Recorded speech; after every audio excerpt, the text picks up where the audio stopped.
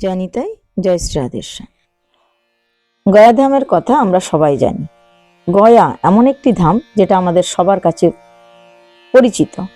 গয়াসুরের কাহিনীও আমি আপনাদের আগে শ্রবণ করিয়েছি। কিভাবে এই গয়া প্রসিদ্ধ হলো, গয়াসুরের কারণে কিভাবে গয়া ধাম পুরো তীর্থস্থানে রূপান্তরিত হয়েছে। ভগবান শ্রীকৃষ্ণ, শ্রী রামচন্দ্র ভগবান, এমনকি আমাদের শ্রী চৈতন্য মহাপ্রভু, তারা সবাই গয়ায় গিয়েছিলেন, পিণ্ডতর্পণ ইত্যাদি কর্ম করেছিলেন। তো শ্রীমন মহাপ্রভু কেন গিয়েছিলেন? কি কারণ ছিল? কি কারণে তিনি গয়ায় গিয়ে তার পিতার শ্রাদ্ধ শান্তি এবং তর্পণ করেছিলেন? আসুন সেই বিষয়ে আজকে আমরা আলোচনা করি। মহাপ্রভু তখন মানব লীলা করছেন, সর্বসমর্থবান ভগবান।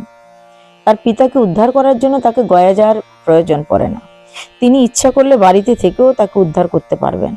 ভগবানের তো সবকিছুই আয়ত্তের মধ্যে আছে, চাইলে তিনি কি না করতে পারেন।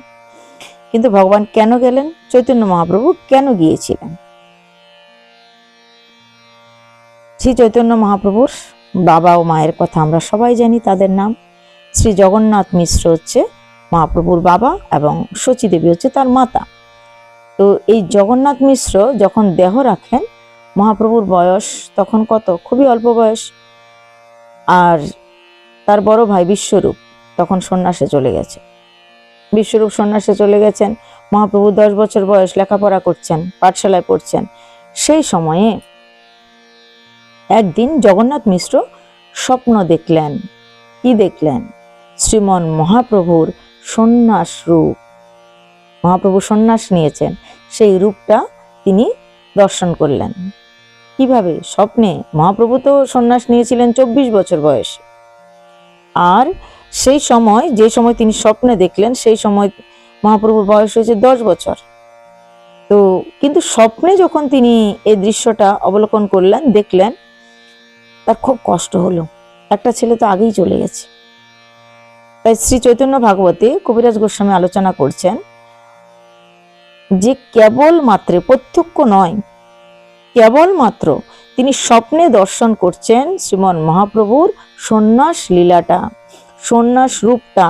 সেই সময়ের কিছু লীলা তিনি স্বপ্নে দর্শন করে এতই বিরহ তার মনে উৎপন্ন হলো, বিরহে এতই কাতর হয়ে গেল।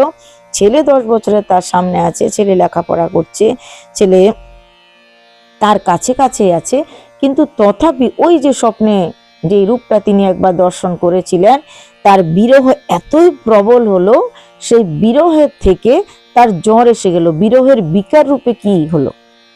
সেই বিরহের বিকার থেকে জ্বর এসে গেল। আর সেই জ্বরের কারণে জগন্নাথ মিশ্র পরলোক ধামে প্রস্থান করছিলেন।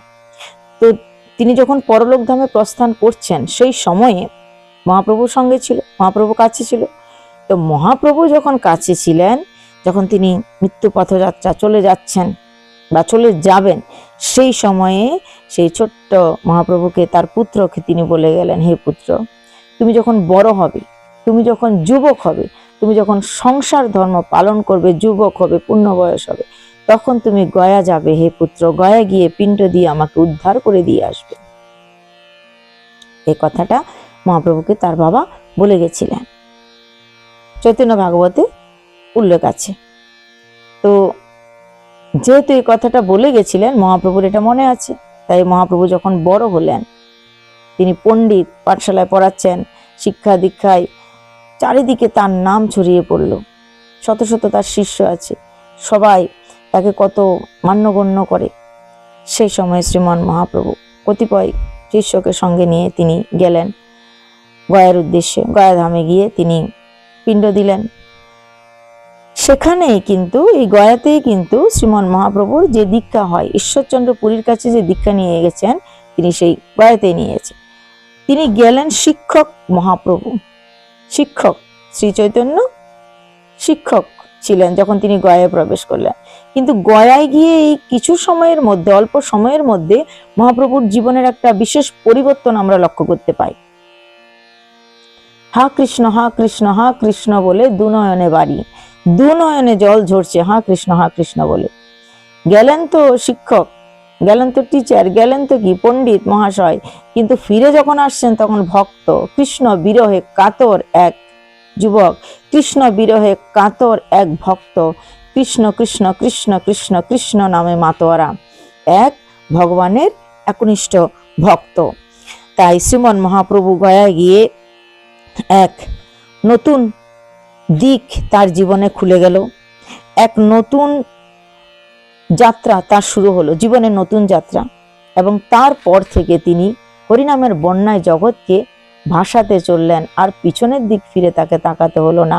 এবার তিনি নাম প্রচার একনিষ্ঠভাবে করতে লাগলেন, জগৎ সংসারকে উদ্ধার করার তার চেষ্টার আর কোনো ত্রুটি রইল না। এতদিন একভাবে তিনি শিক্ষা দীক্ষার মাধ্যমে করছিলেন জগৎ উদ্ধার, আর এখন একমাত্র হরিনাম, একমাত্র ভক্তিকেই, শ্রীমদ্ ভাগবতে যেরকম আমরা জ্ঞানযোগের মাধ্যমে জ্ঞানীরা ভগবানকে পায়, কর্মযোগের মাধ্যমে কর্মীরা ভগবানকে পায়, আর ভক্তিযোগের মাধ্যমে সবাইকে ভগবানের দিকে আকৃষ্ট করতে পারে। তাই ভগবান কি করলেন, চৈতন্য মহাপ্রভু এই ভক্তি দিয়ে জগৎকে উদ্ধার করার জন্য হা কৃষ্ণ বলে বহে দুনয়নে ধারা জগৎকে উদ্ধার করেছেন। তো সেই মহাপ্রভুর কথা আজকে আমরা কিঞ্চিত শ্রবণ করলাম। আজকে এই পর্যন্তই।